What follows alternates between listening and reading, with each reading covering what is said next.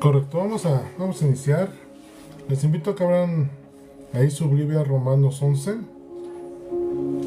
Ya estamos casi más de la mitad de Romanos que hemos estudiado y bueno, ya vamos al capítulo 11 de 16. Entonces, Romanos 11, por favor.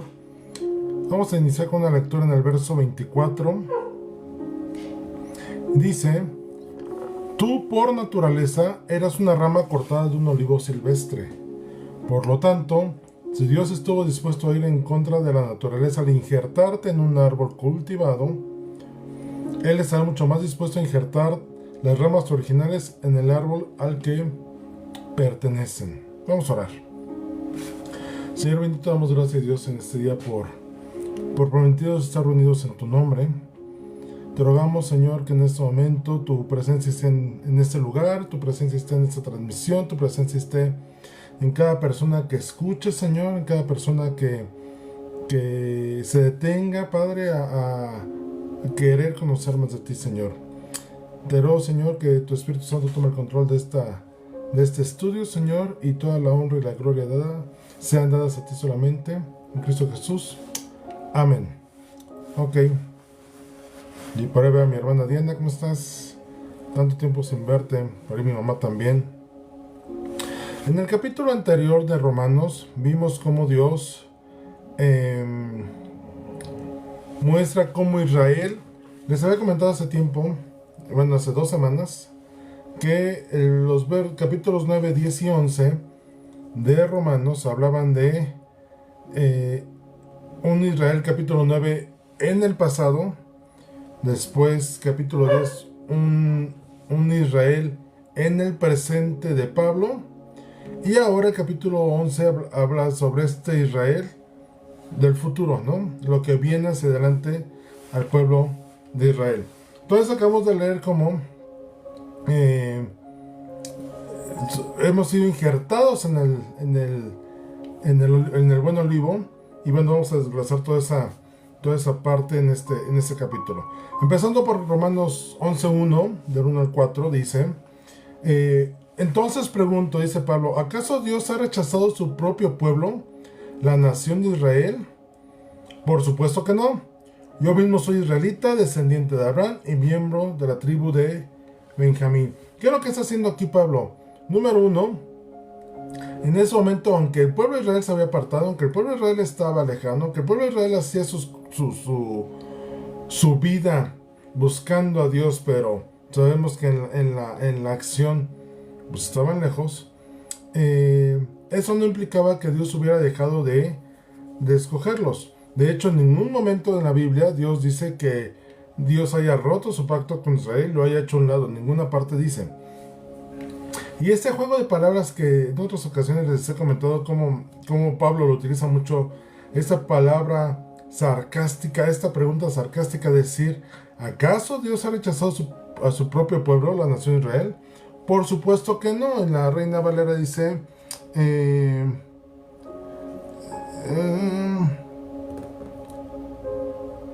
de ninguna manera, por ninguna manera Dios ha roto este pacto. Entonces, y Pablo se pone de ejemplo, oigan, tan no lo ha roto con nosotros, que yo soy israelita, dice Pablo, descendiente de Abraham y miembro de la tribu de Benjamín. Esto es, aquí les demuestro cómo Dios sigue hablando Dios sigue teniendo una predicción para con el pueblo de Israel. Dice el verso 2, no, Dios no ha rechazado su propio pueblo, al cual eligió desde el principio. ¿Se dan cuenta de lo que dicen las escrituras sobre el tema? El profeta Elías se queja del pueblo de Israel ante Dios y dijo: Señor, han matado a tus profetas y derribado tus altares. Yo soy el único que queda con vida y ahora me buscan para matarme a mí también.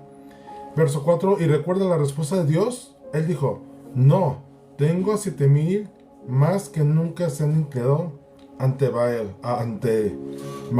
Esto es, si recordamos este pasaje que viene de los libros de Reyes, ahí entre final del primer libro de Reyes, vemos todo este pasaje de cuando cuando Elías se enfrenta a los profetas de Baal y de Acera, 450 contra 1, no era el único. Recordemos que Jezabel pretende ir a buscar a Elías para matarlo. Entonces es cuando viene ese pasaje y dice, yo soy el único que queda, Señor. Es más, dice, mejor mátame. No sé qué estoy haciendo aquí si una mujer me quiere matar. Entonces dice Dios, no, espérate. Tú no eres el único que está vivo. Dentro de un pueblo pecador como era Israel, hay 7,000 más que no se han inclinado a Baal. ¿Y eso qué nos habla? Que en medio de una generación perversa, hay personas temerosas de Dios. Trayéndolo al Israel actual, porque aquí Pablo está hablando de un Israel futuro, nosotros podemos ahora aterrizarlo en un Israel actual. Podemos ver cómo hoy Israel en el mapa mundial sigue siendo centro de atención. Que si hace bombas, que si avienta bombas, que si lo atacan, que si se defiende, que si sigue siendo el centro de atención. Y escatológicamente Israel va a ser el punto central de toda la profecía escatológica que hay, va sobre Israel. Israel es el centro de toda esta parte. Entonces, Dios no ha olvidado su pacto con Israel hasta el día de hoy. Como les digo, en la Biblia no hay ninguna parte donde diga, y ahorita lo vamos a comprobar. Y la segunda es que, aún en medio de hoy en Israel, no todos los israelitas están cegados respecto a Dios. Seguramente hay gente temerosa de Dios que cree en Jesús como el Mesías, que se ha convertido y que están en Israel con un propósito divino, aún en medio de una generación que podría ser perversa, alejada de Dios y que no quiere nada de Dios.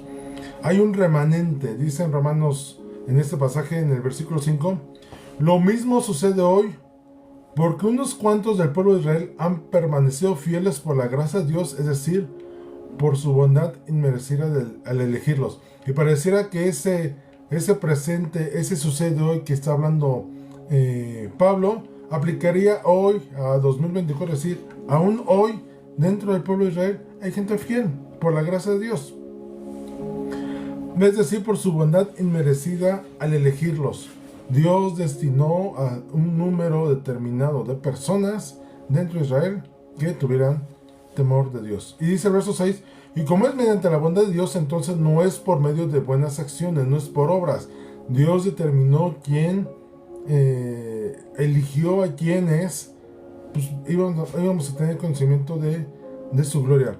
Pues en este caso, la gracia de Dios no sería lo que realmente es gratuita e inmerecida.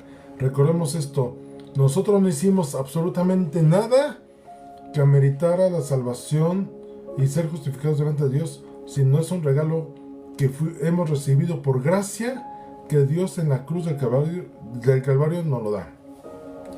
Nos lo ha dado y nosotros hemos decidido tomar ese regalo. Dice el verso 7, así que la situación es la siguiente. La mayoría del pueblo de Israel no ha encontrado el favor de Dios que tanto busca. Unos cuantos sí lo han encontrado, lo cual Dios ha elegido, pero el corazón de los demás fue endurecido. Y pareciera que estamos hablando al día de hoy, como si esta palabra fuera escrito hoy, o Pablo lo hubiera escrito ayer, hace 2 días, hace una semana, hace un mes a lo mejor. El corazón de muchos está endurecido a causa de un propósito divino. No porque pueda ser un puñado de personas temerosas a Dios o muchas personas es que su promesa o pacto se haya terminado. Les decía, no hay ningún pasaje en la Biblia que diga, ya no quiero nada con Israel, háganse bolas, alejados de mí, a ver qué hacen, yo ya no los quiero. Ninguna parte dice, y Pablo lo confirma en este pasaje. Ahora, dice el verso 8, como dicen las escrituras, Dios los hizo caer en un sueño profundo.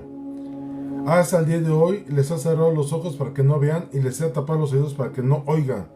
También David dijo que su mesa de abundancia se convierte en una trampa, en un engaño que los lleva a pensar que todo está bien, que sus bendiciones los hagan tropezar y que reciban su merecido, que sus ojos queden ciegos para que no puedan ver y que la espalda se les encorve para siempre. Esto es, esta parte de que la gente en Israel, muchos del pueblo de Israel, tienen un corazón endurecido con Dios, un corazón que está cegado. Recordemos cómo Jesús vino a los suyos y los suyos no lo recibieron. Viendo, no vieron. ¿Recuerdan cuando los dos discípulos van camino a Emaús después de la crucifixión y de la resurrección? Que Jesús camina con ellos y va platicando y ellos no le reconocieron hasta que se sientan a la mesa y Jesús da gracias. Dice como a ellos, dice, nos fue quitado el velo de los ojos y pudimos ver que era Jesús y lo reconocimos.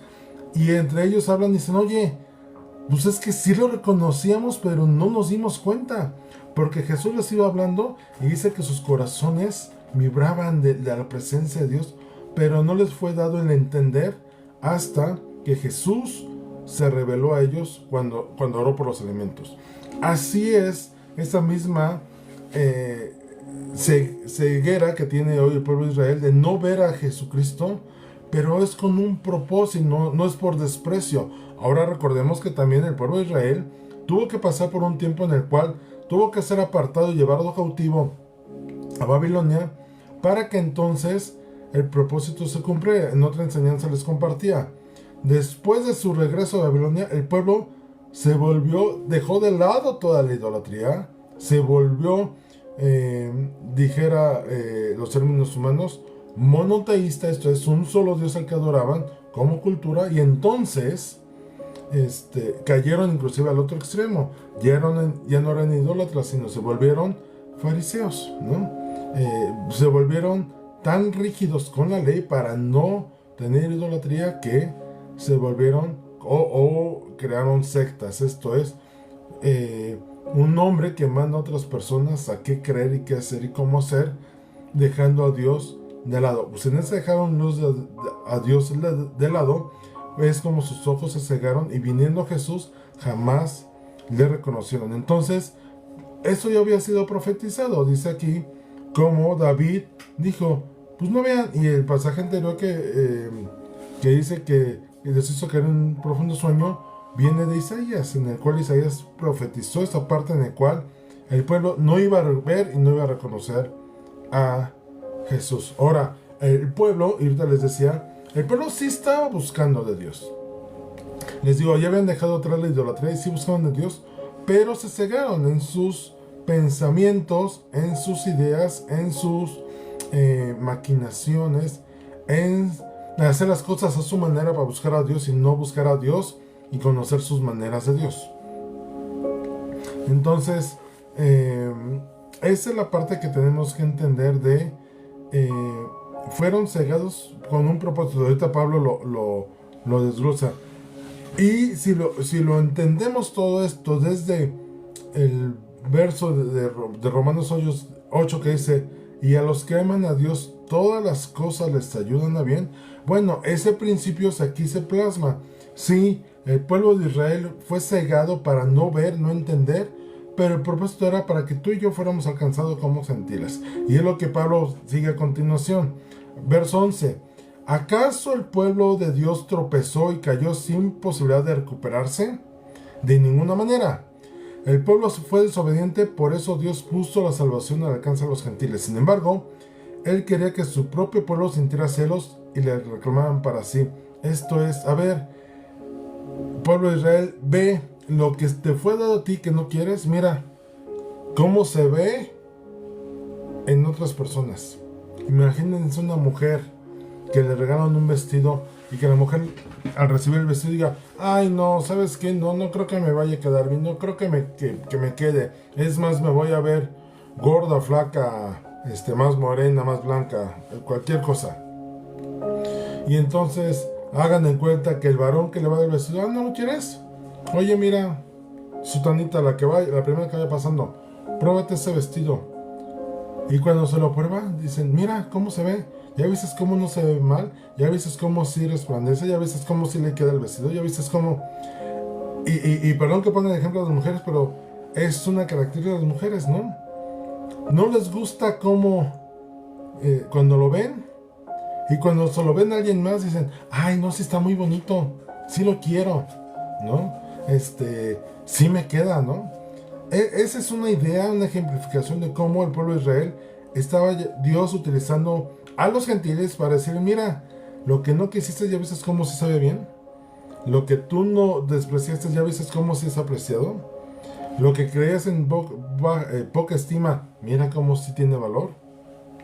Es esta parte que aquí Pablo está ejemplificado. Dice el verso 12, ahora bien, si los gentiles fueron enriquecidos porque los israelitas rechazaron la oferta de salvación de Dios, imagínense cuán más grande será la bendición para el mundo cuando ellos por fin la acepten. Esto es, nadie pierde. No ha sido un regalo, está hablando de la salvación. No es un regalo que al pasar a nosotros como gentiles, el pueblo de Israel lo haya perdido por completo, lo haya cero, ¿no? Fueron 1,000 pesos para acá y entonces te quedas con cero. No. Cuando el pueblo de Israel se dé cuenta y reciba la salvación, va a recibir la suma de la bendición juntamente con nosotros. Dios no ha hecho con nosotros algo que no haya hecho y esté haciendo con Israel. Esto es, ¿cuántas veces Dios te ha perdonado a ti y a mí? ¿Cuántas veces has fallado? ¿Cuántas veces has resbalado y dije una canción, tropecé de nuevo con la misma piedra? ¿Y a poco Dios ha puesto un límite a tus errores o mis errores? No. Te caes, pides perdón, Dios te levanta, te restaura y sigue hijo, ¿no? Caminando.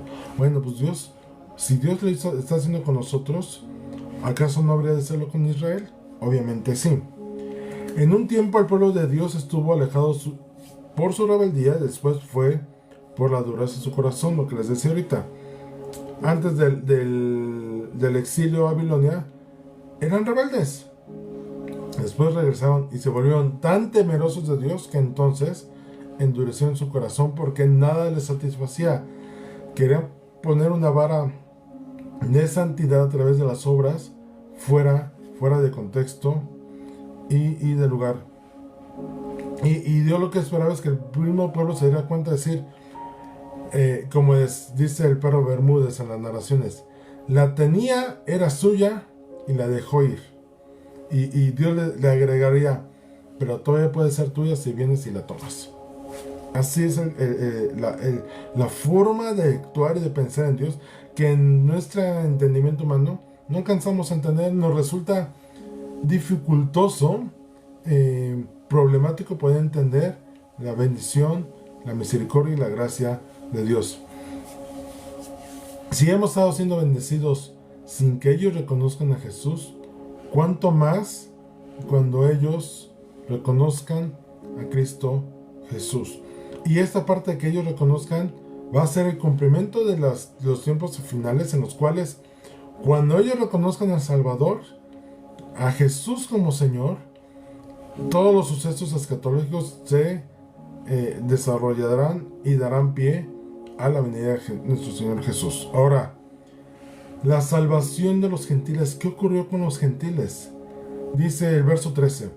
Menciono todo lo anterior especialmente para ustedes los gentiles. Recordemos que los romanos eran una congregación gentil. No eran, si había judíos eran los menos. La realidad es que en Roma había una diversidad impresionante de todas las nacionalidades en ese momento dentro del reino romano. Dios me asignó apóstol a los gentiles. Gentiles, está hablando Pablo.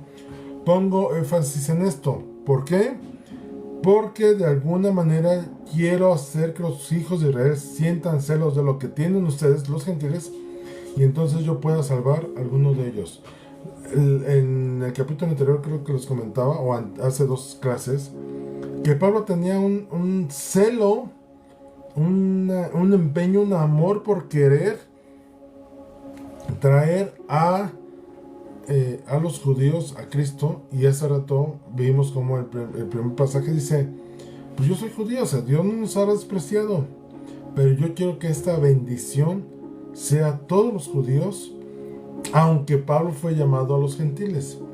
Pero Pablo buscaba que todo el que pudiera fuera salvo, fuera judío, no judío, griego, romano, quien fuera, pero finalmente fueran llamados. De hecho, lo comentamos en una ocasión, la estrategia de Pablo era, ciudad donde llegaba, él buscaba una sinagoga judía, les empezaba a compartir y entonces a través de ellos se extendía a los gentiles, para salvación.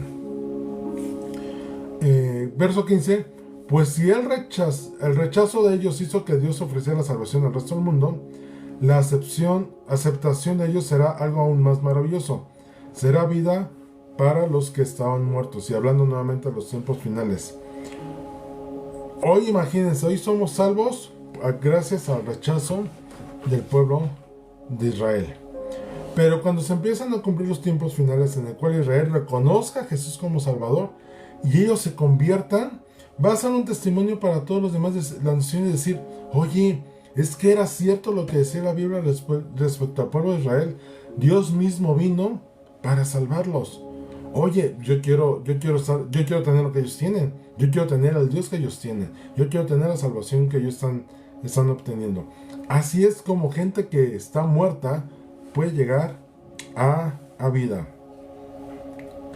Y verso 16: y dado que Abraham y los otros patriarcas fueron santos, sus descendientes también serán santos. Del mismo modo que toda la masa de pan es santa porque la porción que se da como ofrenda es santa, pues si las raíces del árbol son santas, las ramas también lo serán.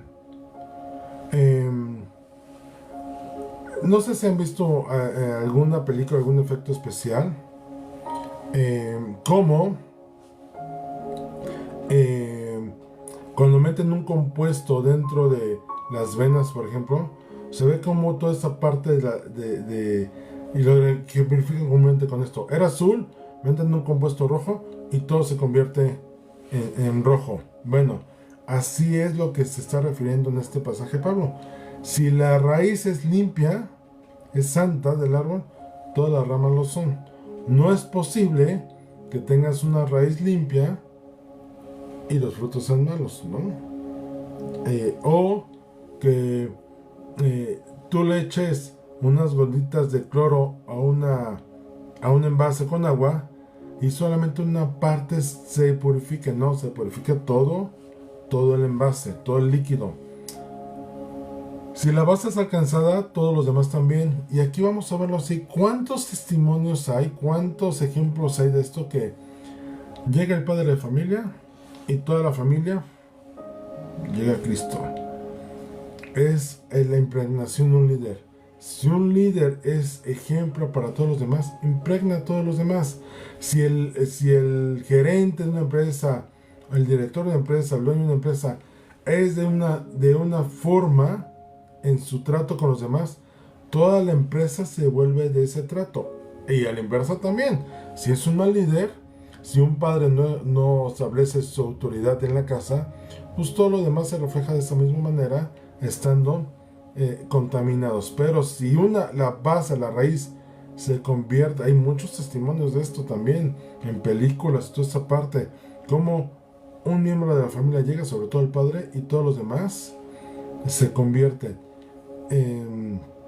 Así es como si la raíz dice aquí, si la raíz es santa, todas las ramas también lo serán. Y aquí viene la base del primer texto que leímos y que todos conocemos como el buen olivo.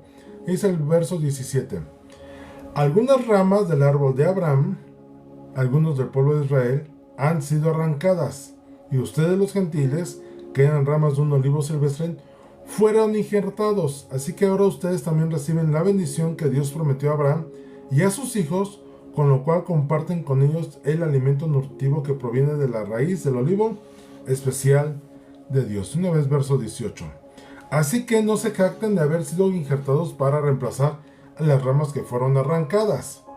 Ustedes no son la rama. Ustedes son la rama, no son la raíz. Tal vez digas: bueno, esas ramas fueron arrancadas para darme lugar a mí.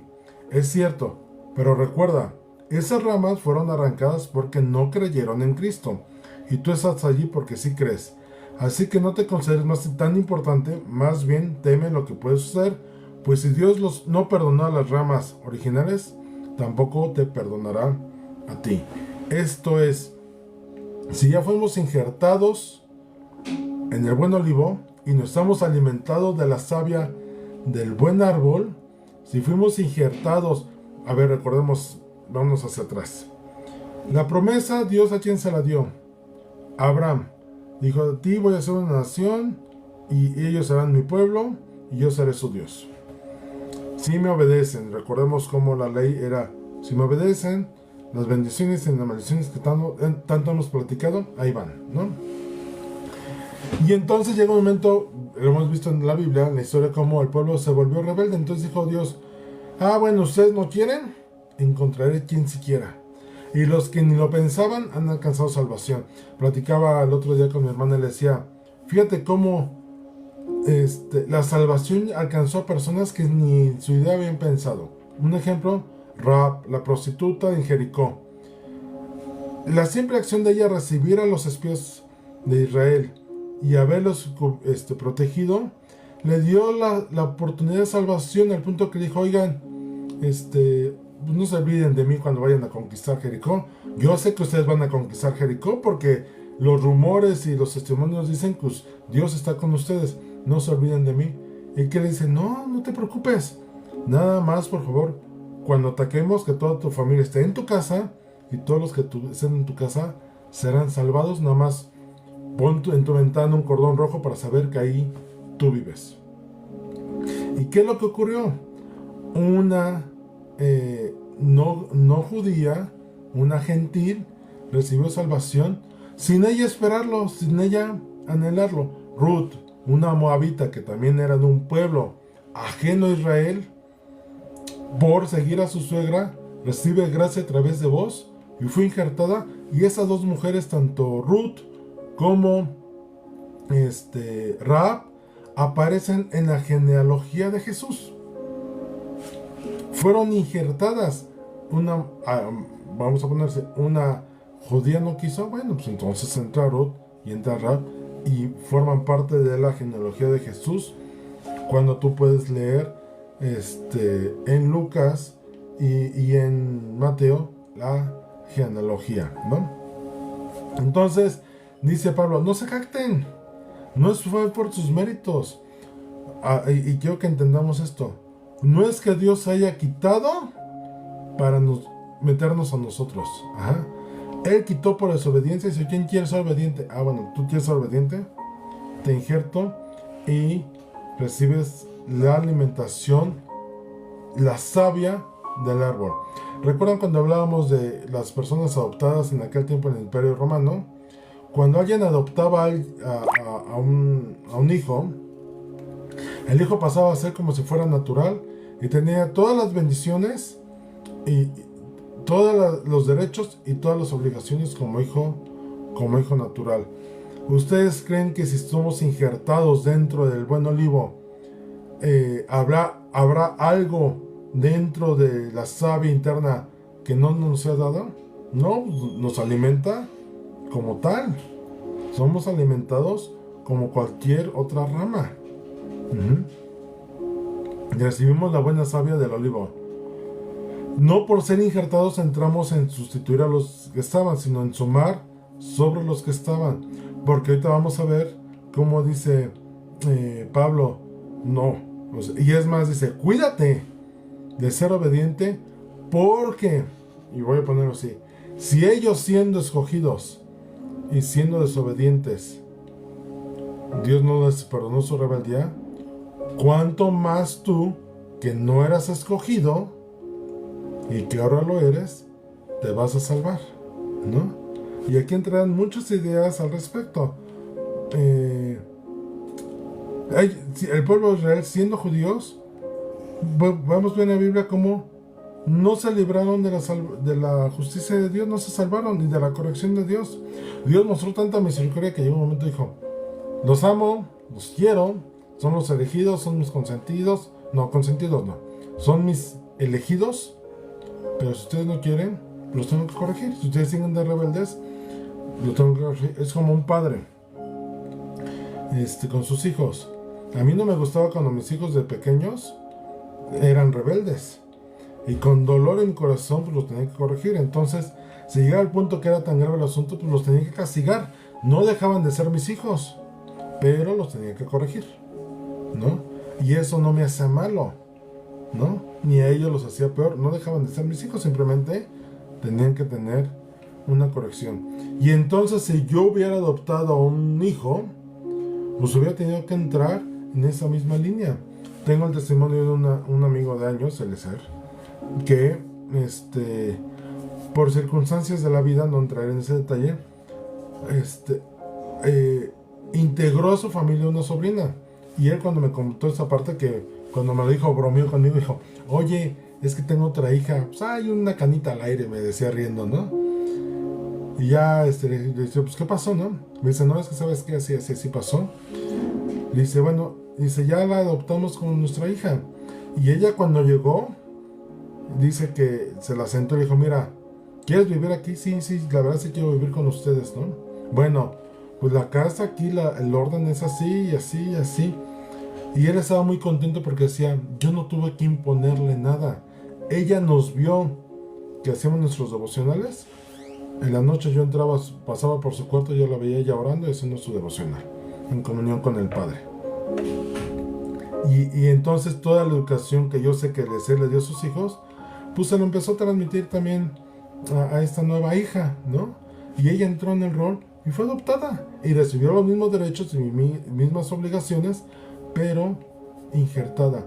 Y por ser adoptada se iba a salvar de que Eliezer la corrigiera. Pues no, obviamente cuando ha habido necesidad, él me lo dijo: pues yo la corrijo y la exhorto, la regaño como mi hija. Su mamá Vero la quiere como hija. Y es algo que a mí me llama mucho la atención, cómo Dios dispone cosas así para o sea, esta niña fue injertada dentro del olivo de Eliezer, por así decirlo, de su casa, y fue recibida, pero eso no la libra de recibir justicia, de recibir corrección, de tener que ser educada como una más de la familia. ¿Ajá? Y cuando empezó a trabajar, pues sí, que bueno que estás trabajando, hija, pero tienes que entrar a la casa, ¿no? Tienes que honrar a tu madre. Y todas esas cuestiones así, sí, vas a ser nuestra hija, pero si hay oportunidad de servir en la iglesia, pues la educación le sirvió y la niña sirve en la iglesia. Entonces, ese es un buen ejemplo de cómo podemos ver que el ser injertados no es para jactancia, sino es para entonces entender que no es que hayamos sido mejores que los otros, simplemente lo que otros rechazaron, lo recibimos nosotros, porque creímos. Y ese rato lo vimos aquí: ustedes están aquí porque creyeron y ellos no. Pero cuando ellos crean, no es que ya creyeron y nosotros nos tengamos que preocupar. Ya creyeron y entonces nos van a sacar a nosotros, no. Sino Dios dentro del olivo hará otro injerto y dirán: el que estaba lejos ha regresado. Aquí viene la parábola del hijo pródigo. El hijo pródigo se fue y cuando regresó a poco, el padre le dijo: no, espérame, te fuiste, perdiste tu lugar. El que se fue a la villa perdió su silla. Te fuiste al mundial, aquí ya no tienes cabida. Dios, el padre, no hizo eso. ¿Qué dice? Que cuando lo vio, corrió sus brazos y dijo: pónganme nuevamente en condición, pónganle un anillo en el dedo que diga que es mi hijo, pongan unas sandalias porque no pueden andar deshonrado, nuevos vestidos y hagamos fiesta. Así es como Dios hace esta analogía con el pueblo de Israel y con nosotros. Fuimos injertados, pero si ellos se arrepienten, van a ser injertados con nosotros, ¿no? Y va a ser motivo de más gozo y de más alegría y salvación de testimonio hacia los demás. Pero no nos actemos, andemos finalmente como es digno delante de Dios. Y Pablo hace un llamado a esta parte de humildad, de manténganse con los pies en la tierra. Dice el verso 22: fíjate en que Dios es bondadoso, pero también severo. Y muchas veces yo lo he compartido aquí los cercanos. Sí, reconocemos un Dios amoroso y misericordioso, pero también es un Dios justo y nos corrige. Y no por esto es malo, no. Simplemente tenemos que conocer la plenitud de lo que es Dios. Entonces aquí Pablo dice: Dios es bondadoso, pero también es severo.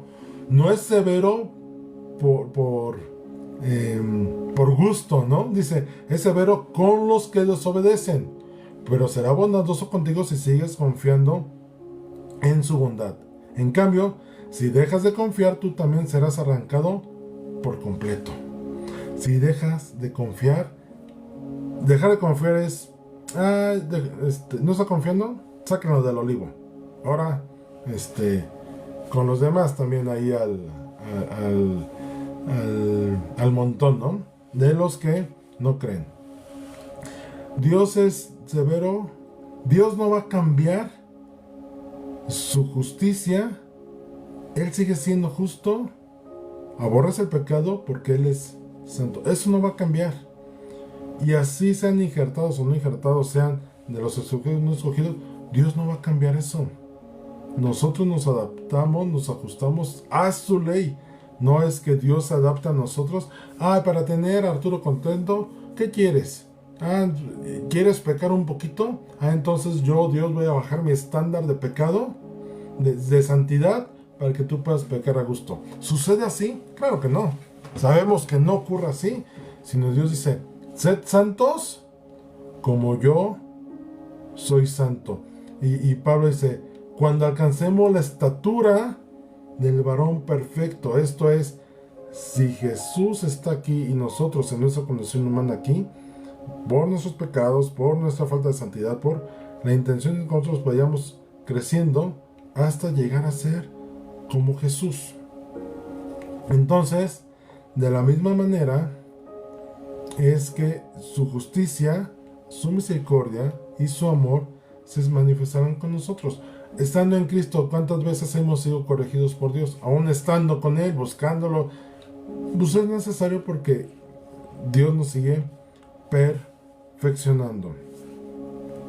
Y dice el verso 23, y si el pueblo de Israel abandona su incredulidad, volverá a ser injertado, pues Dios tiene el poder para volver a injertar en el árbol. Tú, por naturaleza, eres una rama cortada de un olivo silvestre. Aquí hace una comparación.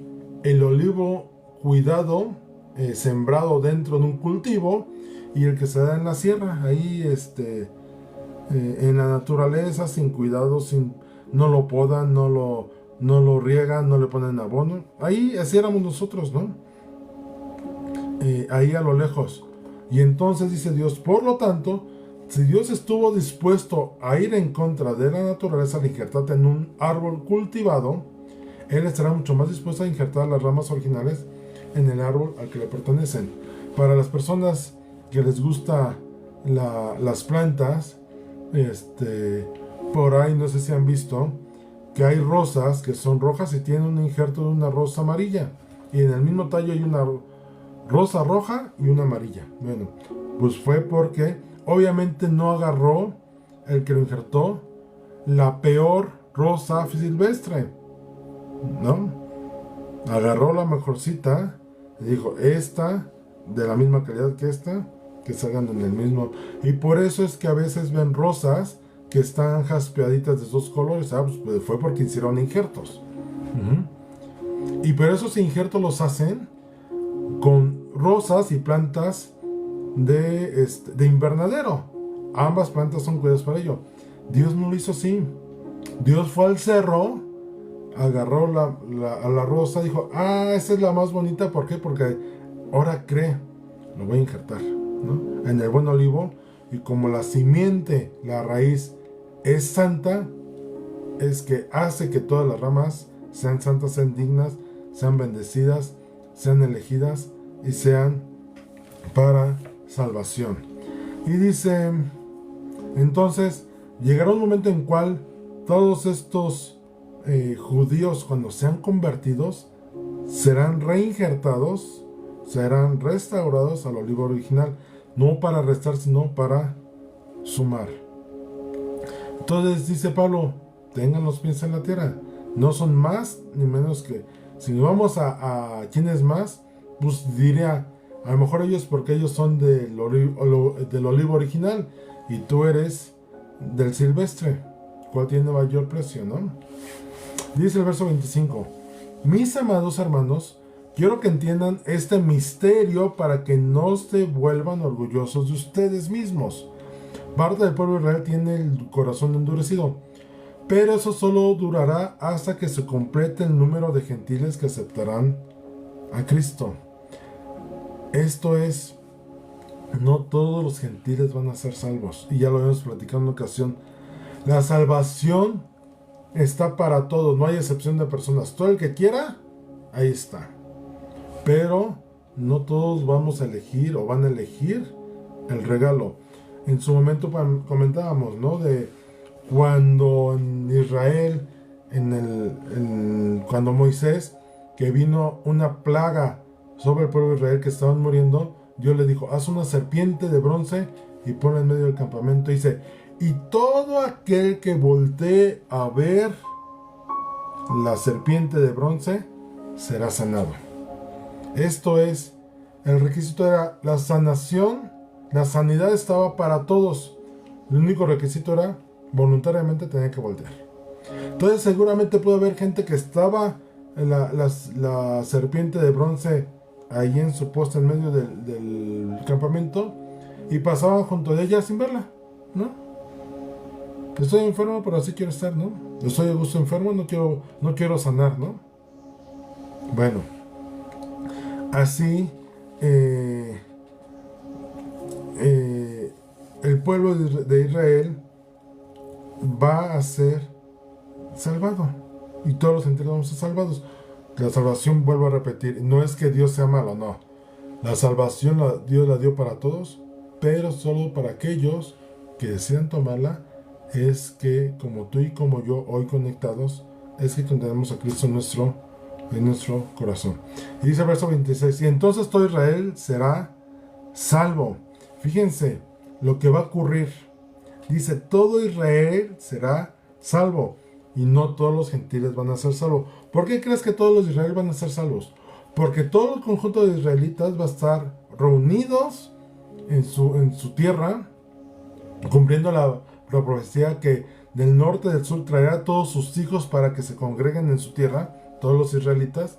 Y entonces a Israel le va a tocar ver presencialmente a Dios obrando para salvación. Él va a descender del cielo y va a decir, dice la palabra que con fuego de su boca nada más va a abrir y va a consumir a todos los enemigos de Israel. Y entonces Israel dirá, Jesús es Dios, ¿no? Él es Señor. Entonces todo lo que... ¿Ustedes creen que alguien en Israel no va a creer? No, todos van a creer. Porque todos están llamados ahorita o están yendo conscientemente a Israel para defender su nación. Y cuando sean defendidos por Dios, entonces dice aquí, todo Israel será salvo. Y todos los enemigos, pues obviamente serán gentiles, pues no todos van a ser salvos, inclusive algunos van a ser consumidos en ese momento, ¿no?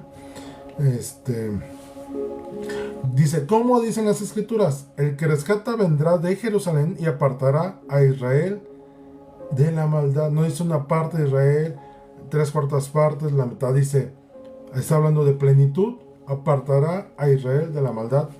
En mi pacto con ellos es que quitaré sus pecados. Todos los judíos van a reconocer a Jesús. Ese es un hecho. Y en el verso 28 podemos ver cómo la misericordia de Dios es para todos. Dice el verso 28, muchos del pueblo de Israel ahora son enemigos de la buena noticia. Hoy hay muchos en Israel que son enemigos del Evangelio, no conocen de Cristo, no quieren conocer al Mesías. Le hablas de Mesías y te dicen, no, ¿sabes qué?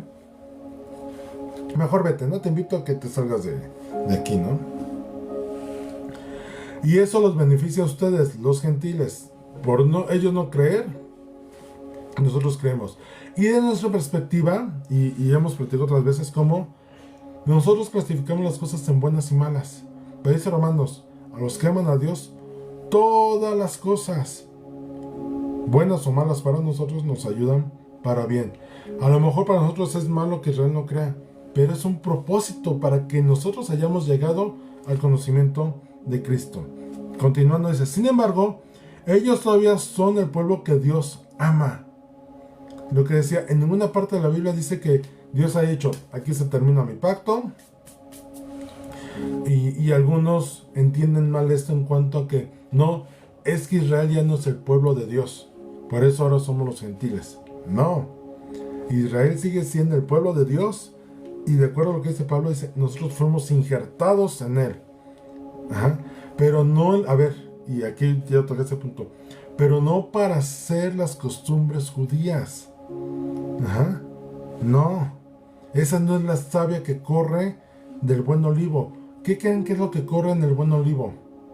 Si lo ejemplificamos como un cuerpo, ¿qué es lo que corre dentro de nosotros? Sangre. Y dice la palabra, que por su sangre hemos sido salvados. ¿Qué es lo que recibimos en la savia? Su sangre, su ADN, lo que lo identifica a él como hijo de Dios. Y esa sangre pura es la que, esa sangre carmesí, es la que dice, si nuestros pecados fueran como la grana, vendrán a ser con blanca nieve. Esa sangre que nos purifica, esa sangre que cuando recibimos a Cristo Jesús nos cubre de todo pecado.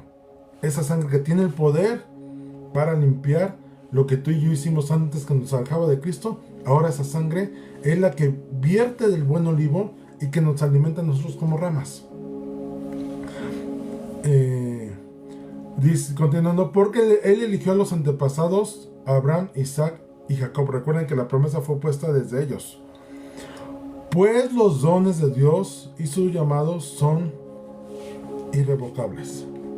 El regalo que Dios le dio, el regalo que Dios le dio a Abraham, Isaac y Jacob, que era, de ti haré una nación y ellos serán mi pueblo y yo seré su Dios, dice, son irrevocables. Dios jamás ha quitado su promesa para con Israel. Porque hoy los judíos siguen siendo bendecidos, son prósperos, después de una guerra se levantan. Y por ahí se sabe que los hombres más ricos del mundo son judíos. Quien controla el mundo son judíos. Y hay muchas naciones que están en contra de esto. Ahora, hay una mala interpretación de este pasaje porque en alguien por ahí hay alguna doctrina, hay una enseñanza que dice que los dones de Dios y su llamado son irrevocables, pero solamente para los judíos. Leyendo ese pasaje. Pero a ver, aquí es un tema muy claro de puntuación. Dice, da una idea, dice, sin embargo, ellos todavía son el pueblo que Dios ama, porque le eligió a los antepasados Abraham, Isaac y Jacob. Punto. Y aparte, pues los dones de Dios y su llamado son irrevocables. Si entendemos el tema de escritura, sabemos que un punto es que termina la oración. Y después del punto viene una idea completamente diferente, independiente a la idea anterior. Cuando es punto y seguido es bajo el mismo concepto que traes, la siguiente oración sigue en esa línea.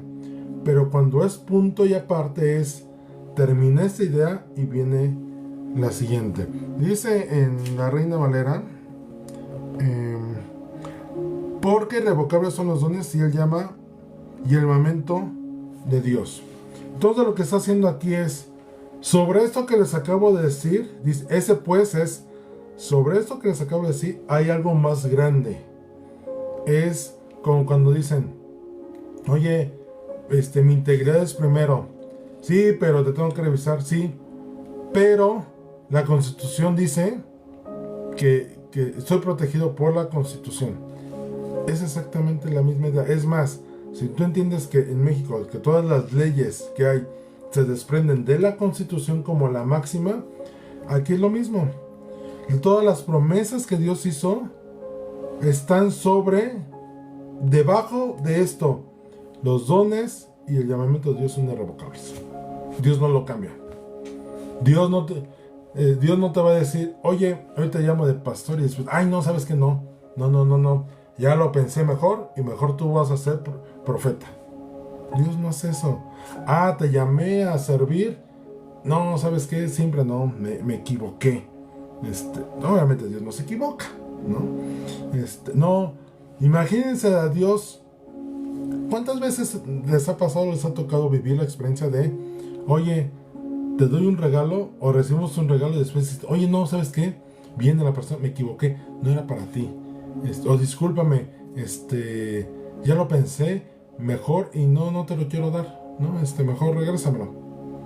¡Qué pena! ¡Qué vergüenza! O lo que quieras, ¿no? Eso no se hace. Si nosotros humanamente, dice la palabra, siendo malos, sabemos dar buenas dádivas, cuanto más Dios, que posee todo, nos da lo mejor a los que le tememos. Dios no nos quita el regalo. Si Dios te ha prometido algo, te ha prometido algo, y te lo va a dar, Él lo va a dar. Y si Dios te llamó a algo, preocúpate por buscar el cumplimiento de ese llamamiento, porque es algo que no hay forma de que te lo quites, no hay forma de que vean a Jonás. Jonás ve, y a ti te envío que vayas a Nínive y les prediques. ¿Sí que dijo Jonás? No, Señor, yo no quiero tu llamamiento. No, hombre, Dios me libre, dijera, mejor me vayas al otro lado. ¿Qué ocurrió? El llamamiento lo persiguió, lo siguió a tal punto que vino la tormenta y dijo, ¿saben qué? Es por mi culpa, aviéntenme al mar. No, ¿cómo crees que lo vamos a aventar? Háganlo. Lo avientan y se calma la tempestad. Y ya después del pez dice, ahora sí, Señor, ya entendí que sí tengo que ir porque tú me llamaste, ¿no? Y ahí va Jonás a Nínive a predicar. Entonces, Dios, el don y llamamiento que te den, no lo va a cambiar. Dios no se equivoca. Eso de irrevocables es, yo lo veo en mi tema de trabajo. Cuando tú pones beneficiarios irrevocables, tú puedes poner beneficiarios en las pólizas de seguros, ¿no? Y te preguntan ahí, ¿irrevocable o no irrevocable? Si es no irrevocable, es que en cualquier momento lo puedes cambiar, ¿no? A tu voluntad, a tu criterio, a tu gusto. Hoy me cae bien y mañana me cae mal, lo pongo, lo quito. Pero cuando es irrevocable no lo puedes cambiar. Cuando es irrevocable,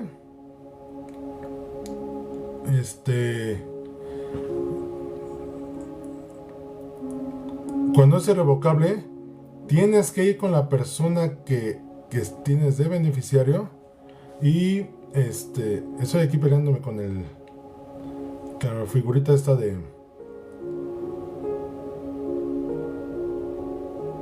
a ver si ahí está. Cuando es irrevocable, tienes que ir a la persona que dejaste beneficiaria y que ella conscientemente firme y diga, ¿sabes qué? Yo no quiero, acepto no ser su beneficiario. Vale, que lo cambie. Ajá. Así es, irrevocable. No lo podemos quitar, ¿no? Dios lo estableció y así es. Entonces dice el verso 30, ustedes los gentiles antes eran rebeldes contra Dios, pero cuando el pueblo de Israel se rebeló contra él, Dios tuvo misericordia de ustedes y no de ellos. Esto es, nos abrieron la posibilidad, nos abrieron la puerta. Hagan de cuenta que salieron corriendo a la casa gritando a Dios, no quiero nada contigo, pero dejaron la puerta abierta y nosotros allá afuera mira, salió corriendo, pues qué habrá adentro, ¿no? Y entramos y encontramos a Dios y ¿quieren ser mis hijos? Vénganse. Hagan de cuenta, sí ocurrió. Israel nos dejó la puerta abierta para nosotros entrar ante la presencia de Dios. Y dice, ahora ellos son los rebeldes y a ustedes Dios les mostró su misericordia para que ellos también participen de la misericordia de Dios. La misericordia de Dios es para todos. No hay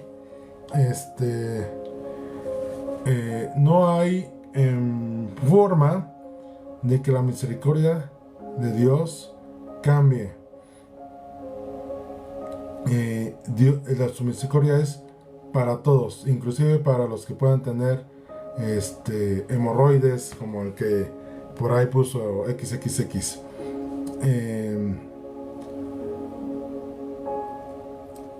Toda la misericordia de Dios es porque Él así es. Es porque Él quiere tener misericordia de quien quiere tener misericordia. Lo habíamos visto en otro momento. Y esa es la parte que a veces nosotros no alcanzamos a entender. Y ahorita decía Pablo, este misterio necesitan ustedes conocerlo. Ese misterio necesitan ustedes entender la soberanía de Dios. Dice el verso 32, pues Dios encarceló a todos en la desobediencia para poder tener misericordia de todos. Y esto de que Dios los encarceló por misericordia, quiero que entiendan esto. Cuando una persona comete un error, un delito, hoy el delito te envía a una cárcel. No te envía a muerte, te envía a una cárcel. ¿Y saben por qué Dios aquí ese pasaje dice los encarcela, los envía a una cárcel? ¿Por qué? Porque en la cárcel todavía hay la posibilidad que se arrepientan. Si Dios estableciera su juicio de, hiciste esto, muerte, se nos acabaron las oportunidades de arrepentimiento. Y en la cárcel lo que Dios hizo es, los encarceló a todos en la desobediencia, para poder tener misericordia de ellos. O sea, Dios busca darnos la mayor posibilidad o cantidad de oportunidades de arrepentirnos. En otro pasaje veíamos de Romanos que dice, a ver, si Dios se ha retardado en su misericordia, no es para que peques, sino para que te des cuenta que Dios sigue esperando que tú llegues a conciencia y te arrepientas de tus malos caminos. Entonces, Dios les permitió que el pueblo de Israel esté en esa situación de desobediencia, encarcelados por ese tiempo, para que llegue un momento en que tengan la oportunidad de arrepentimiento. Y por último, verso 33. Esto es la soberanía de Dios en su máxima expresión. Dice, qué grande es la riqueza, la sabiduría y el conocimiento de Dios. Es realmente imposible para nosotros entender sus decisiones y sus caminos. Nosotros no podemos llegar a entender el por qué Dios obra de cierta manera. Y nosotros nos quedamos en la cabeza, Señor, ¿por qué hiciste, no? Fíjense, cuando Dios rompe los paradigmas para nosotros mostrarnos misericordia, lo aceptamos bien, ¿no? Sí, Señor, qué bueno que lo hiciste. Pero si lo hace para alguien más, nos cuesta trabajo decir, Señor, así como fuiste, no, Señor, a él sí mételo a la cárcel, él se lo merece. No alcanzamos a entender la magnitud. Dice, la riqueza es lo que le da valor, la sabiduría, los pensamientos correctos, ¿no? Y el conocimiento de Dios, Él todo lo conoce. Dice el verso 34, pues, ¿quién puede conocer los pensamientos del Señor? Aunque los conociéramos, no lo podremos entender. ¿Quién sabe lo suficiente para aconsejarlo? O sea, ¿podremos saber más de Dios? ¿Más que Dios? Pregúntale a Job. Job, cuando quiso justificarse delante de Dios, y Dios se decía hablar con él, y dice, oye, a ver, si tú eres tan sabio, tan inteligente, Job, oye, ¿dónde estabas cuando creé la circunferencia de la tierra? Y cuando hice la creación, ¿dónde estabas cuando separé los cielos de la tierra? Y lo empieza a confrontar, ¿y qué termina diciendo Job? No, Señor, perdóname, ¿no? Hablé sin entender. De ahí hasta hoy, pero ahora te conozco y sé la capacidad inmensa que tienes, que en mi mente finita no alcanzo a entender. Dice 35, ¿y quién le ha entregado tanto para que él tenga que devolvérselo?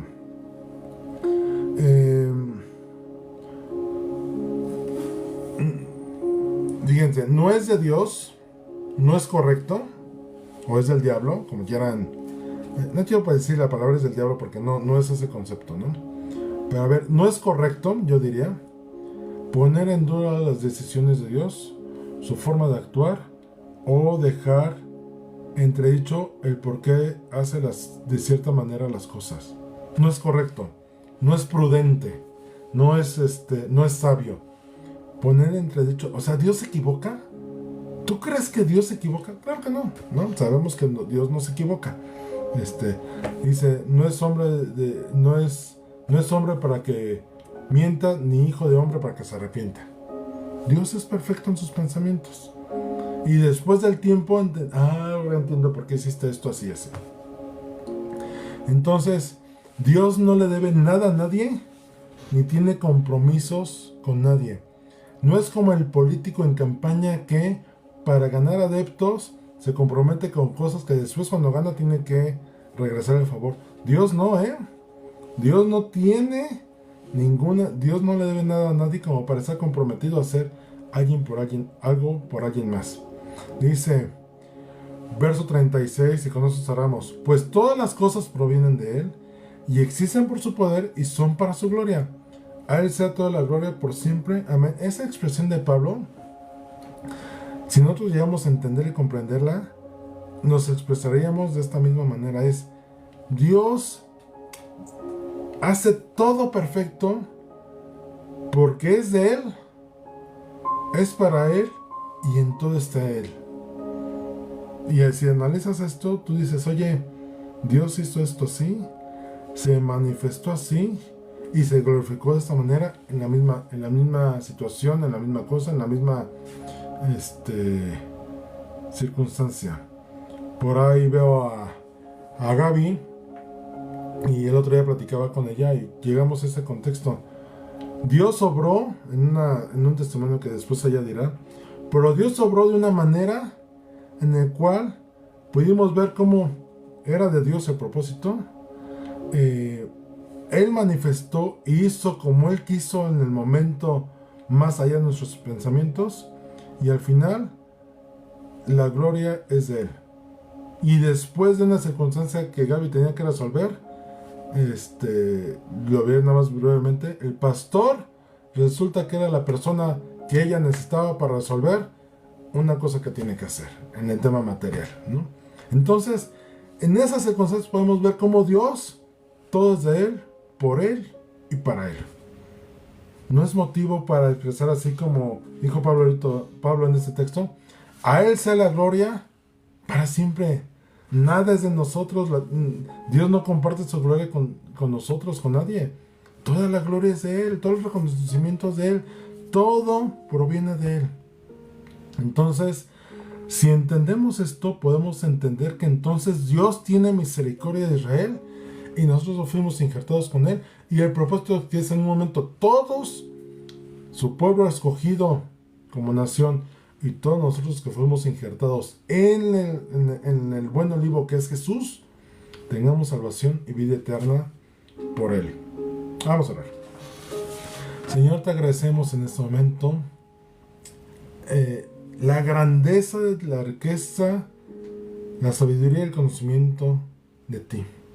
Gracias, Dios, porque nada se te escapa de tus manos, nada está oculto ante tus ojos. No estás sordo para no oír, no tienes brazo corto para no ayudar, no eres débil, eres fuerte, eres misericordioso, estás al pendiente, eres amable, eres sensible, estás deseoso de salir a nuestro encuentro, Señor, y eso no alcanzamos a entenderlo en nuestro pensamiento humano. Lo que sí entendemos, Señor, es que tu misericordia nos alcanzó cuando no éramos y nos has injertado para ser lo que somos en ti, hijos tuyos, parte del pueblo elegido, real sacerdocio, nación santa, pueblo adquirido por Dios para mostrar las grandezas, dice 1 Pedro, las grandezas de aquel que nos llamó de oscuridad a su luz admirable. Gracias, Señor, porque tuviste bien en tu misericordia de hacer una vid silvestre, injertarnos en el buen olivo. Te agradecemos, Padre, que seas bueno con nosotros, Señor, y gracias porque también tú traerás salvación sobre el pueblo de Israel, tu pueblo escogido, Señor, y todos los sucesos escatológicos que vendrán, Señor, y que se centrarán sobre Israel y que será el centro de atención, Señor. Tú tienes un propósito y un plan porque nunca te olvidaste de ellos ni has roto el pacto que hiciste con ellos. Gracias, Dios, porque ahora formamos parte de ese pacto y podemos vivir una vida plena, segura, tranquila y en bendición en ti. A ti sea la honra y la gloria por siempre, Señor Jesús. Amén y amén. Les agradezco su tiempo. Recuerden, el siguiente, ya estamos a 4 capítulos de terminar. El siguiente capítulo, no te lo pierdas. La verdad es que viene una parte rica en cuanto a entender ya en algo más práctico cómo debemos vivir una vida que agrade a Dios y Dios que espera de nosotros. Entonces, no te lo pierdas la próxima semana, Deberes Cristianos, siguiendo con el capítulo 12 de Romanos. Nos vemos por aquí el domingo en la reunión presencial y el próximo miércoles en línea en la transmisión de la iglesia. Bendiciones a todos, bonita noche y estamos en contacto.